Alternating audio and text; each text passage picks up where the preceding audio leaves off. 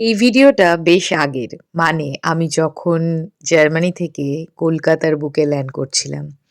আমি জীবনে ১ম বার প্লেনে চড়েছিলাম আমার সেলারির টাকা দিয়ে।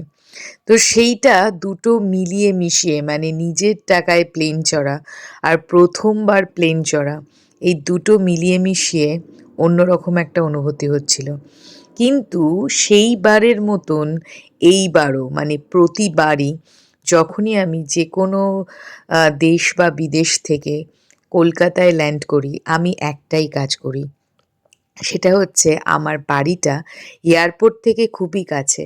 আমি দেখার চেষ্টা করি যে আমার বাড়িটা এবং বাড়ির আশেপাশের কোনো জিনিস আমি দেখতে পাচ্ছি কিনা। আমি প্রতিবারই একটা স্কুল দেখতে পাই আর আমার মনে হয় এটা হয়তো আমার বাড়ির পাশের ওই স্কুলটা। আমার বাড়ির পাশে একটা বড় ওয়াটার ট্যাঙ্কও আছে। আমি ওটাও দেখার চেষ্টা করি। আর এই জিনিসটা আমি যতবার প্লেন চড়েছি আর যতবার প্লেন কলকাতা ল্যান্ড করেছে ততবারই আমি করি। আচ্ছা, আপনারাও কি এই জিনিসটা করেন? আপনাদের সিটিতে যখন প্লেন ল্যান্ড করে তখন আপনার বাড়িটা খোঁজার চেষ্টা? এই পৌঁছে গেলাম পুরোটা। লাস্ট কলকাতা এয়ারপোর্টে আমি নেমে গেছি। তো এখন আমি ক্যাব বুক করার জন্য ওয়েট করছি।